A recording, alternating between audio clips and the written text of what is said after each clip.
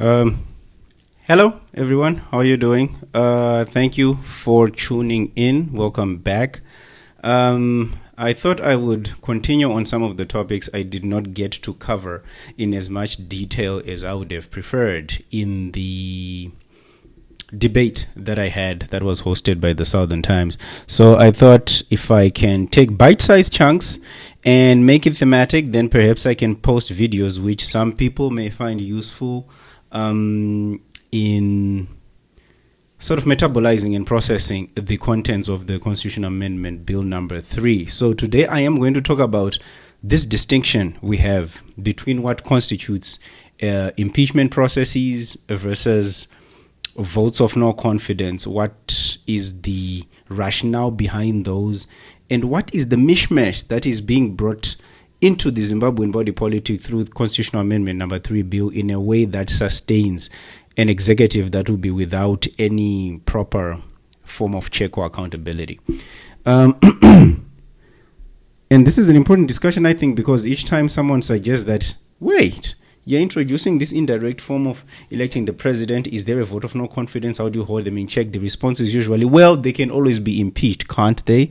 And so that is what I want to address, the full effect, the meaning of that sort of response, and whether we can take it seriously in the context of these changes. And like and subscribe if you happen to enjoy the content. So I want to begin by talking first about dissolution of, let's say, contractual relations. And in this case, we're talking about the relation. It's a really public law relation between the president and the nation, the country, the citizenry. But I want to talk first about what we think of a different kind of election. Let's talk about marriage laws for a moment, because when people get married, that is an election, right? But it's a private one. Individuals elect to be part of this institution we call marriage. Do it traditionally, you are endorsed by the families, or you go to a court of law. Do you say I do? They say I do. That is the election process. We don't mark with an X, but we verbalize our willingness to be part of that institution. Now, for a long time, we thought of marriage as a permanent institution.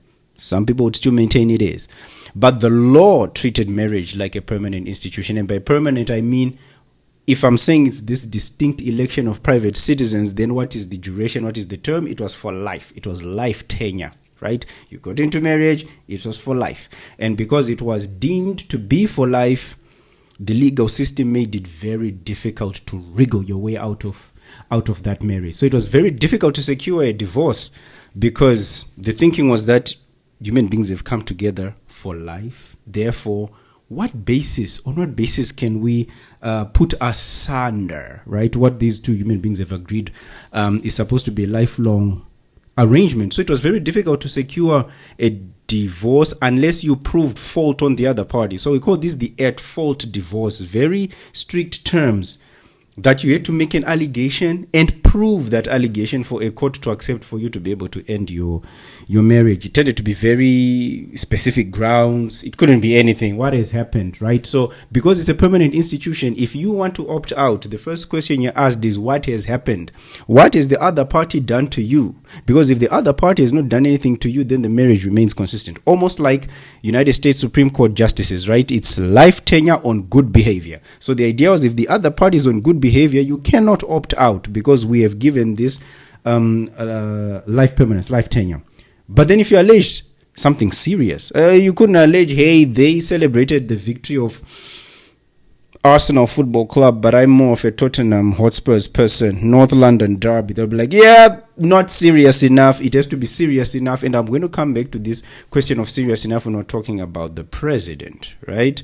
So in the context of marriage, it tended to have to be adultery, right? This is infidelity, or bigamy, right? You've married somebody else, cruelty. But in some places, it was very difficult to secure divorce nonetheless. Adultery was probably the only grounds you could secure a divorce for in New York State here in the United States until 1966, for instance. And I've said we kind of know the reason why it was so difficult to get out of marriage. We thought it was permanent. It was for life. But there was also economic precarity. Women were second-class citizens. They were relying on the marriage for sustenance. So if you can just divorce at any time, what is she going to do in terms of planning for her life? But thirdly, I like to think about this treatment of marriage as sort of accounting for human frailty. We know there will be certain moments in which we may get emotional, in which we may say, hey, I've had enough of this person. I want to leave because of a circumstance that could have happened. Maybe it's the North London Derby or not. But we know that when cooler heads prevail, you'll say, oh, well, I was being emotional, but I still want to be with this person. So that permanence is in order to deal with that human frailty, so that at least there is stability in life, in a world which is so random and can knock you over with all these vicissitudes. So this is how it was conceived. But then it changed, right? There was a sea change. And then you have to ask, when did that change? The initial change, actually, we have to go to the Soviet Union in 1917, is the Bolsheviks. Well, like, why is the state involved in determining what happens with private individuals? But in the Western world, you have to go more than 50 years later for the first sort of major Western country to sign away this permanence of marriage by doing away with at-fault divorce, which was California when Governor Reagan signs in 1969. And then by the 80s, the US states are making progress, Australia 1975, and in Zimbabwe, we make that progress in the late 80s. So what is happening there is there's a recognition that there's a gap in the way that we're conceiving of marriage. Because if you can only opt out of marriage when someone has done something wrong, then what's going to happen when both parties want out of the marriage, but both parties know that nobody did not do anything wrong? Oh, you're going to have manufacturing of evidence. You're going to have people coming up with pretenses in order to meet this high legal standard. So there was this concession that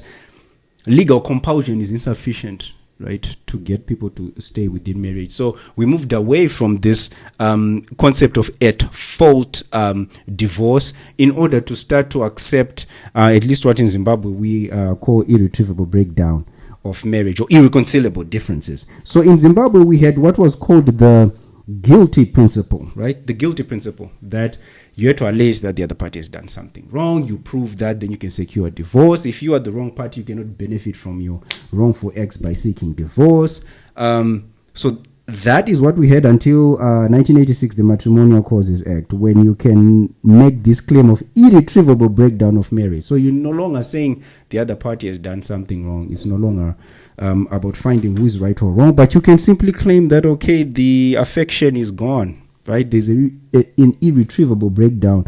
Therefore, you don't need to prove fault, right? So this is the progress that was made globally as well as in Zimbabwe. So we've got those two regimes, right, of the first one I referenced, the at-fault dissolution, and then the no-fault dissolution, irretrievable breakdown, simply that the affection is gone. And this is what happened in the context of marriage. And we can think about it similarly about labor laws, right? In a lot of countries, France, Germany, Japan, as well as in Zimbabwe, largely pre the Zuva judgment of 2015, yet this relationship between the employer and the employee. So kind of like what I said earlier about the at-fault divorce regime, an employer could only get rid of an employee through disciplinary proceedings. They also had to show that the employee had done something wrong. Now with marriages, we're talking about partners. There's kind of a sense of equality. We know it's not really equality because women have always been fundamentally disadvantaged,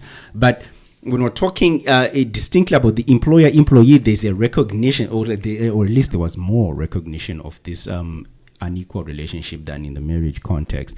So an employee could give notice, right, in the workplace that I intend to leave. I don't want to offer sell my labor services to you anymore. But the employer did not have that same common law right, or even at least some of us understood, did not even statutorily in terms of the Labor Act. And there's a reason for that. Now, and in marriage, we said the reason is economic precarity. So we're kind of saying it's also unequal for the women who are disadvantaged by the permanence of the marriage and dealing with human frailty. And in the workplace, it's really to do with the fact that the employer is just so much more powerful. They are the ones who deal with the wage bill. They control your access to the workplace. And they can so easily secure another person to work for them, whereas for the individual, securing employment may not be so easy. So because of that unequal relationship, there was this dynamic. And remains in some countries that dynamic. And think about it in the context of your citizenship. Let's say your citizenship. You can renounce your Zimbabwean citizenship any moment, right? Or any other citizenship. I don't want to be part of this country anymore, but your country cannot do that without following very strict requirements in terms of the law. You cannot simply withdraw citizenship unless, certain laws are enacted and enforced. Similarly, even here on social media, right? You could just check out, you could close your accounts, but then for the platform itself to close your accounts, it also has to follow a certain set process and regulations. Same for a student at a university. You can leave the university, but for the university to kick you out, it needs to be disciplinary. I think you get the sort of dynamic I'm referencing here. And that was the dynamic in reference in the field of labor law for employers and employees as well. Now, until the Zua judgment, and that's why many people always talk about the Zua judgment when the Supreme Court was faced with that question of, do employers have that same power to simply dismiss workers on notice, or does this inequality actually result in a different dynamic? And the Supreme Court said, well, actually, our understanding is there's always been, that was what the Supreme Court said, there's always been an understanding that if the employee can leave on notice, therefore the employer has got the power to do the same, and it resulted in massive termination of employment for thousands of workers.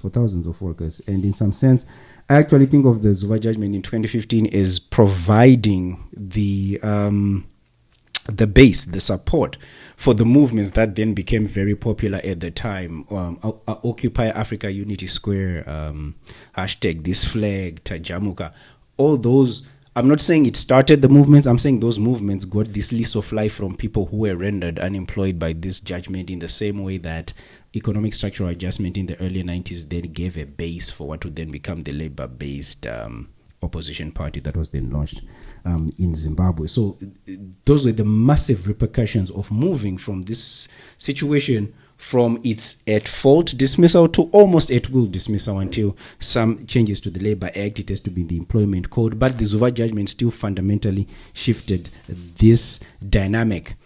And why are we talking about labor law and marriage?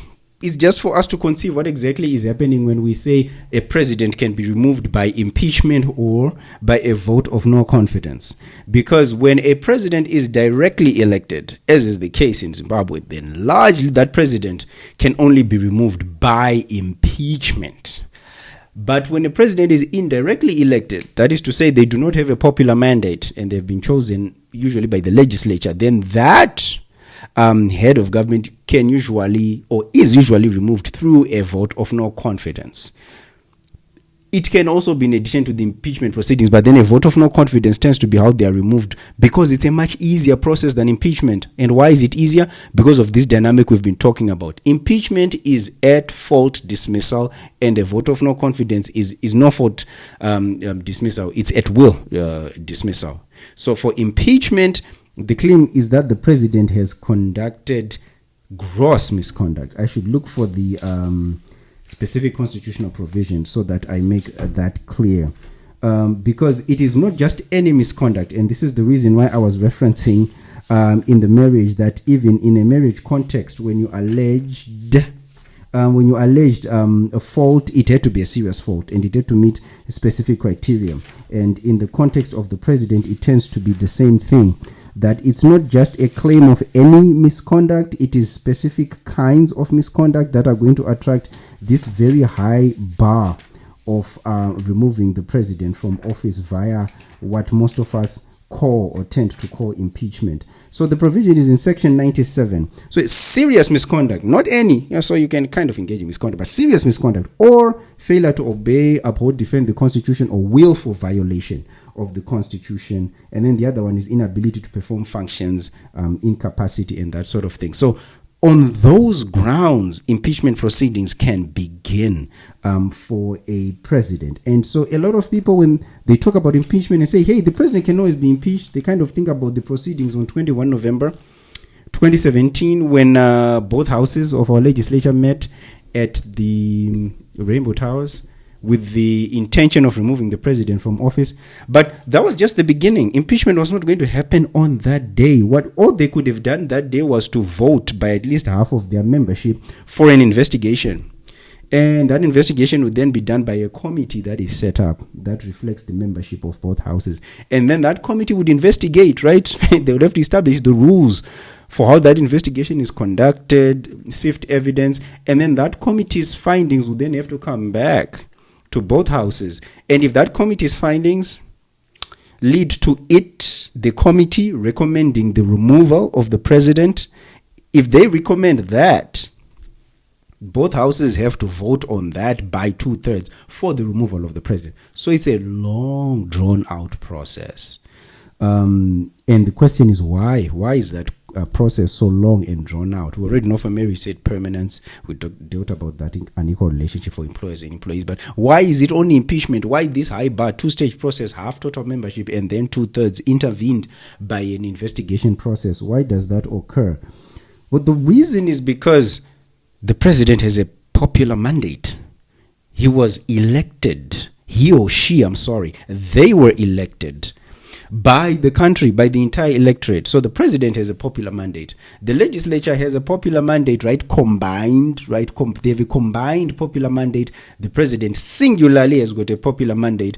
So how does one body determine that the other is the one that must leave office when they both have this popular legitimacy? So that is precisely the tension. They cannot, unless there is fault. We are back to that situation we talked about of at fault dismissal for the marriage and even for the employer and employee, because the president has got this popular legitimacy. I was elected by the people. You want to get rid of me? What did I do? And in fact, whatever it is you say I did must meet these grounds, these constitutional grounds. Very high bar. And we also know in terms of our electoral act that the president needs to secure a majority of the votes, 50% plus one, right? So the president has got this very strong legitimacy. Sometimes parliament may have 50% plus one. It might not because of gerrymandering. But because of that, it's very difficult to get rid of the president. And that is different from a vote of no confidence. If you look at votes of no confidence, look at the countries that proponents of this bill are referencing us. Look at South Africa, look at Botswana, look at Germany, the UK, India. Votes of no confidence are generally a bare majority. It's not even a super majority.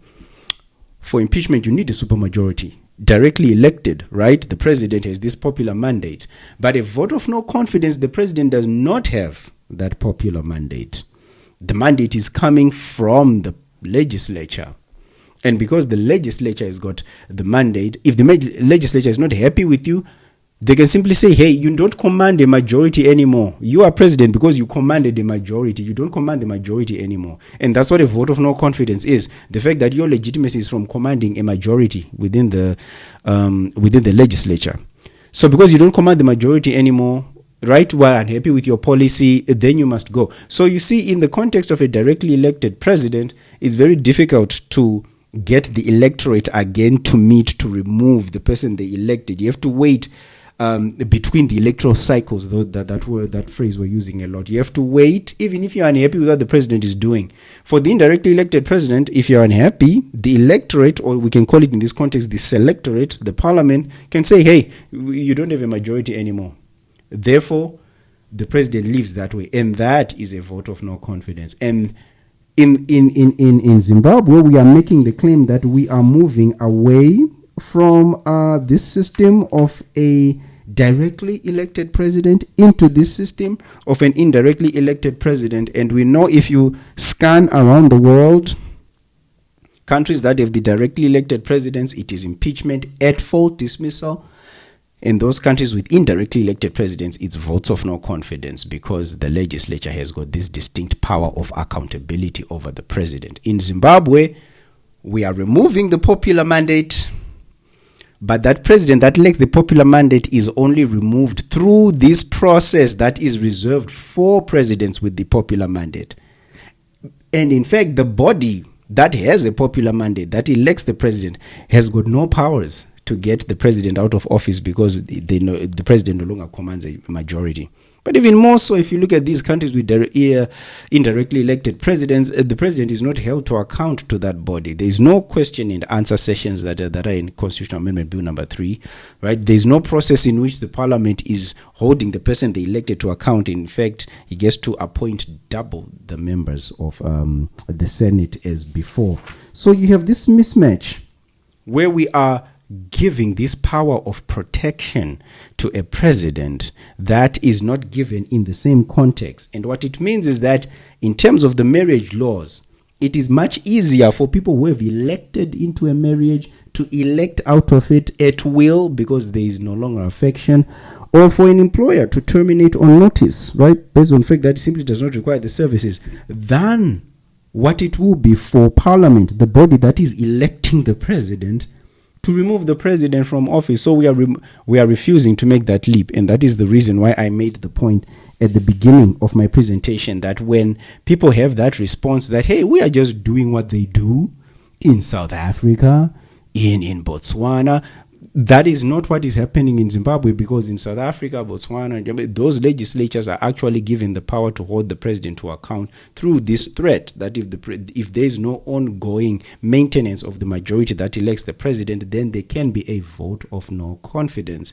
So when people say, hey, we can still use impeachment, but impeachment, that's a supermajority. Vote of no confidence is the bare majority that got the president in power. And this bill does not go that far. So even when people say that, hey, this was exactly what was in Lancaster, it's different. This is different from Lancaster. With Lancaster, the prime minister needed to continue to command that majority. It's different from Lancaster. It's different from South Africa. It's different from Botswana. This is an unusually unaccountable president that is being created.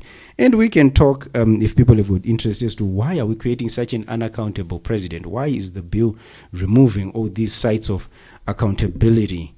But what we know for certain is if you are doing this, you need to create the narrative that they are creating and to flood the zone with recurrent messages about how Constitutional Amendment Bill number 3 is just the best thing since sliced bread.